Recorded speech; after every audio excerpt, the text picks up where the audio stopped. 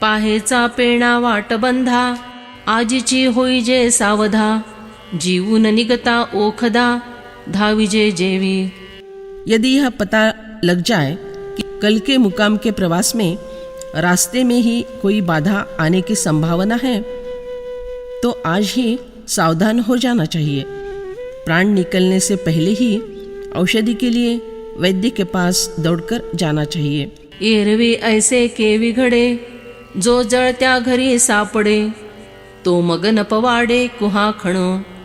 नहीं तो क्या कभी ऐसा हो सकता है कि जो जलते हुए घर में अटक गया हो, वह उस समय कुआं खोद सके? फिर उसे अवसर ही नहीं मिलता। चोंढिये पाथरू गेला, तैसा निर्बुजवनी जो बुडाला, तो बोंबे ही सकट निमाला, कोण सांगे।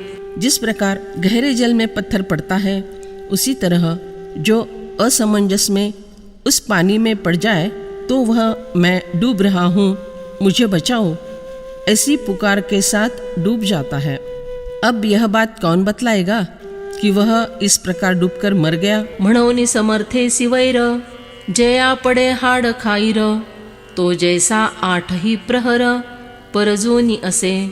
इसलिए जिसकी किसी बलवान व्यक्ति के साथ जानी दुश्मनी है, वह जिस प्रकार आठों पहर सावधान अर्थात सदा शस्त्र साथ में लेकर सजग रहता है। ना तरी केळवली नोवरी, का संन्यासी जियापरी, तेवी न मरताची जो करी, मृत्यू सूचना।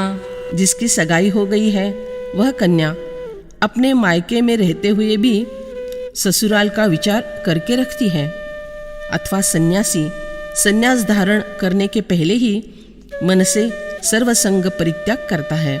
उसी प्रकार ज्ञानी पुरुष मरने से पहले ही मृत्यु की सूचना अपने मन को कर देता है। पैगा जो या परी, जन्मे जन्म निवारी, मरणे मृत्यु मारी, आपण उरे।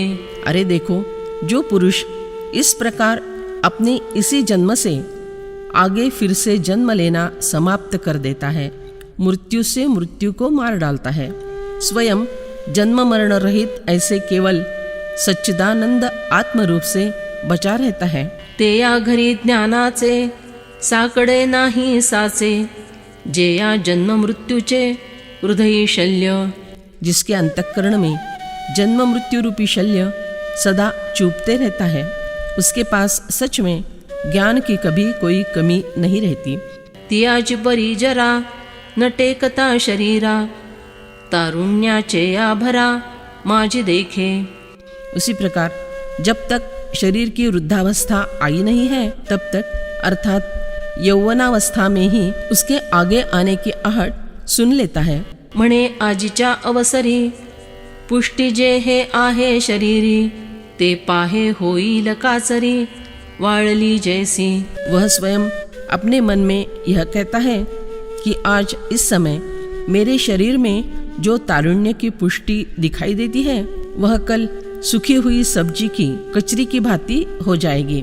निदेवांचे व्यवसाये, तैसे ठाती हात पाये, अमंत्री राज्याची परी होये, बळाये या। अभागे व्यक्ति के व्यवहार की भांति इस हाथ पैरों के व्यवहार आपसे आप बंद पड़ जाएंगे। जिस प्रकार कोई मत न होने वाले राज्य की अवस्था होती है, वैसी अवस्था इस शरीर की बल न रहने से हो जाएगी। फुलाचे भोगा लागी प्रमदांगा, ते करे याचा गुडघा, तैसे होईल। युवती का उपभोग किसी फूल के समान लेने वाला यह शरीर ऊँट के घुटने जैसा झुरिया पड़ने से काला घिनौना हो जाएगा। ओढाळाचे आखुरी, आखरू आते बुरी, ते दशा माझ्या शिरी, पावै लगा। पहले से ही आवारा रहने वाले पशु के पैर को यदि खुरकुत रोग लग गया, तो उसे अखाड़े पे ही अकेला बांध रखते हैं। वैसी अवस्था मेरे सिर पर अर्थात नसीब में आएगी। पद्मदळेसी इसाळे, भांडताती जे हे डोळे, ते होतील पडवळे, पिकली जैसी। आज शुभ्र कमल की पंखुड़ियों के साथ स्पर्धा करने वाली हम तुमसे अधिक सुंदर है ऐसा कहकर झगड़ने वाली आंखें फिर ऐसी हो जाएंगी कि मानो पके हुए चिचिंडा है। भवैची पडळे वो मथतीसी नसाळे उरुकुही जैल जळे आंसुआंचेनी। भवों के पर्दे बनकर वे वृक्ष की पुरानी छाल के समान लटकने लगेंगे। आंसुओं के जल से भीगकर यह वक्षस्थल सड़ जाएगा। जैसे बाबुळेचे खोड गिरबिडती सरड तैसे पिचडेले तोंड सरांडैल। जिस प्रकार बबूल का तना खुरदरा और गोंद युक्त होता है, इसलिए उस पर घूमने वाले गिरगिटों के कारण वह सभी ओर से गोंद से सना हुआ रहता है, उसी प्रकार सदा थूकने से उस थूक से यह मुख भी सना रहेगा। रांधवणी वोळी पुढे परिवेयांची खाताडे तैसीची इये नाकाडे बिडबिडीती। रसोई घर में चूल्हों के कतार के सामने जूठन धोवन जल के गड्ढे बनते रहते हैं, उसका आगे कीचड़ बन जाता है। उसी तरह वह गंदी नाक रेंट बहने से सदा लिथड़ी रहेगी। तांबुळे ओठ राहू हासता दात दाऊ सनागर मिरवू बोल जेणे। युवावस्था में जिस मुख से पान खाकर होठ रंगाए जाते हैं, हंसते समय दांत दिखलाए जाते हैं, सभ्यता की भाषा बोलकर शान दिखलाई जाती है, ते या चिपाया तोंडा येर जळंबाचा लोंढा या उमळती दाढा दाते सिही। वृद्धावस्था में उसी मुख से दूसरा अर्थात लार कफ आदि का खराब प्रवाह बहने लगेगा। ये दांतों सहित दाढ़ें भी गिर जाएंगी। कुळवाडी ऋणे खेटली वाकडिया ढोरे बैठली तैसी नुठेल काही केली जिभली हे। जिस प्रकार ऋण के भार के कारण काश्तकारी के काम में खींचातानी होती है, बरसात की झड़ी के कारण पशु चुपचाप बैठे रहते हैं, अब आवश्यकता से अधिक बोलने वाली यह खराब जीभ उसी प्रकार लाख प्रयत्न करने पर भी किसी तरह शब्द उच्चारण के लिए उठाई नहीं जा सकेगी। कुसळे जैसी कोरडी वारे निजाती बरडी तैसी आपत्ती तोंडी दाढ़ी ऐसी। जैसे बंजर जमीन पर सूखी हुई परेग हवा के झोंकों से इधर उधर उड़ते रहती है, उसी प्रकार की अवस्था चेहरे पर के सफेद दाढ़ी की होगी। आषाढीचे निजळे जैसी झिरपती मवळे तैसे खांडे हुनी लाळे पेटती पूर। आषाढ़ महीने में बरसात की झड़ी के कारण घर की ओलती जिस प्रकार हमेशा टपकते रहती है, उसी प्रकार होठों के बीच से दाढ़ी पर से लार का प्रवाह सदा बहता रहेगा। वाचे ये अपवाडू कानासिही अनुघाडू पिंडू गरुवा माकडू होईल हा। इस वाचा में बोलने की सामर्थ्य नहीं रहेगी, कानों को कुछ सुनाई नहीं देगा और यह शरीर बूढ़े बंदर की भांति दिखाई देने लगेगा। तणाचे बुजवणे आंदोळे वारे गुणे तैसे येईल कापणे सर्वांगासी। जैसे घास फूस का बनाया हुआ और खेत में खड़ा किया हुआ बिजुखा हवा की झोंकों से थरथराते रहता है, वैसे ही यह संपूर्ण शरीर कांपता रहेगा। पाया पड़ती वेंगड़ी हाथ होती मुरुकुंडी कैसी नवसिये बांगड़ी नाच विजैल। चलते समय पैर में पैर अटक जाएंगे, हाथ टेढ़े मेढ़े घूमेंगे, तब देव के सामने मन्नत की गुड़िया अर्थात स्वांग नचाई जाती है, वैसा वह विद्रूप नाच होगा। आणि मलमूत्र द्वारे होऊन ठाती खोकरे नवससूती इतरे माझ्या निदानी। मलमूत्र विसर्जन के द्वार टूटे बर्तन के समान सदा चूने वाले हो जाएंगे और ऐसी आखिरी अवस्था के कारण और सब लोग मेरे लिए यह जल्दी मर जाए ऐसी मन्नत मांगेंगे। देखोनी थुंकील जगू मरणाचा पडेल पांगू शेजारियाही उबगू येईल माझा। मुझे इस अवस्था में देखकर लोग नफरत से थूकेंगे, जल्दी मरण आ जाए तो अच्छा होगा ऐसा मुझे लगेगा और पड़ोसी भी मुझसे उकता जाएंगे। स्त्रिया म्हणती विवसी बाळे जातील मूर्छी किंबहुना चिळसी पात्र होईन। स्त्रियां मुझे चुड़ैल कहेंगी, मुझे देखकर बच्चों के सिर चकरा जाएंगे। सारांश में मैं घृणा का पात्र बन जाऊंगा। उभळीचा उजगरा सेजिया नसाही घरा, शिणवी म्हणती म्हातारा बहुता तेहा।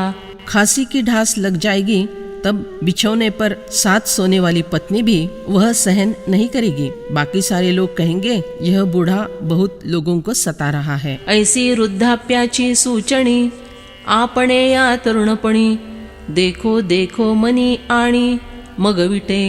इस प्रकार जो पुरुष अपनी युवावस्था में ही भावी वृद्धावस्था के इन लक्षणों का बार बार विचार करके उनके दर्शन करके फिर उस अवस्था से घृणा करने लगता है।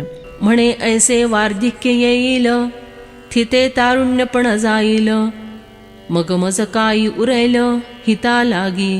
वह कहता है कि बुढ़ापे के लक्षणों सहित बुढ़ापा आएगा, यौवन के लक्षणों सहित अभी की युवावस्था निकल जाएगी, फिर आत्महित सधने के लिए मेरे पास क्या बचा रहेगा। इंद्रिया, बल, प्रज्ञा, आयु आदि सब कुछ समाप्त होने को आएगा। म्हणोनी नाईकणे पावे तव ऐकावे आघवे, पंगु नव्हता यावे जावे निकेया स्थाना। इसलिए जब तक बहरापन न आवे उससे पहले ही सब कुछ सुन लेना चाहिए। पंगुता न आवे तब तक पवित्र तीर्थ क्षेत्रों की यात्रा कर लेनी चाहिए। हात होतील खुळे हे पुढेल मोटके कळे, तव करून घे सकळे दानादिके। यदि जरा सा भी ध्यान में आ जाए कि हमारे हाथों को लूलापन आने वाला है तब उससे पहले ही दान आदि सब काम इन हाथों से करा लेता है। दिठी जव आहे विपाये तव पावे ते तुले पाहे, मूकत्वा आधी वाचा वाहे सुभाषिते। जब तक नेत्रों में अच्छी दृष्टि है तब तक जो सहज में देखना संभव है वह देख लेता है। बोलती बंद होने से पहले अपनी वाचा से सद्वचनों का उच्चारण कर लेता है। ऐसी दशा येईल पुढे तेव्हा मन होईल वेडे, ते चिंतोनी ठेवी चोखडे आत्मतत्व। आगे चलकर ऐसी हीन अवस्था आवेगी तब मन भ्रांत हो जाएगा, इसलिए उससे पहले ही आत्मतत्व का चिंतन उत्तम प्रकार से कर लेता है। जैसे चोर पाहे झोंबती तव आजीची रुसिजे संपत्ती, का झाका पाकी किजे वाती न वचताची। जिस प्रकार यह सोचा जाए कि कल अपनी संपत्ति चोर ही लूटने वाले हैं तो फिर आज ही उसे दूर कर देनी चाहिए, अर्थात अच्छे कामों में उसका विनियोग कर देना चाहिए। अथवा दीपक के बुझने से पहले ही घर की चीज वस्तुएं अच्छी तरह से ढककर रख देनी चाहिए। तैसे वृद्धाप्य थावे मग जेवाया जावे, ते आताची आघवे सरते करी। उसी तरह वृद्धावस्था बढ़ने के कारण फिर करते करते बचा रहा काम व्यर्थ जाएगा, अधूरा रहेगा। इसलिए वह आत्महित का काम अभी युवावस्था में ही सब पूरा कर लेता है। आता मोडीत ठेली दुर्गे, कावळीत धरिले खरगे, तेथ उपेक्षूनि जोरिगे तो नागवला। अब किला भग्नप्राय हो गया है, वहाँ के शस्त्र कुंद हो गए हैं। इस प्रकार उनकी उपेक्षा करके जो आगे बढ़ता है वह पूर्णतया लूट लिया जाता है। किले का वैभव सदा कायम रहता है। शस्त्र की धार तेज कम हुई तो भी शस्त्र मारख्यू होता है। तैसे वृद्धाप्य होये आले पडवाया जाये, जे तो शतरुद्धु आहे नेणो चिकै। युवावस्था में ऐसा विचार न किया गया हो तो वैसी अवस्था बुढ़ापे में होती है, अर्थात शरीर भग्न प्राय होकर रहता है और इंद्रियों का बल कम हुआ होता है। तब परमार्थ मार्ग से आगे बढ़ने का विचार किया जाए तो भी पुराने ऐहिक विषय भोगों के संस्कार समृद्ध होने से वह प्रयत्न सफल नहीं होता। जन्म लेना ही व्यर्थ हो जाता है, क्योंकि वह शतायु है या कैसा अर्थात अल्पायु है, यह बात वह मर जाने के पहले समझ में नहीं आती। मानो कि उतनी लंबी आयु उसे मिल भी जाए तो भी उसके हाथों परमार्थ नहीं हो सकता। हम बुढ़ापे में परमार्थ करेंगे ऐसा कहकर जो आज चुपचाप बैठते हैं उनका कुछ भला नहीं होता।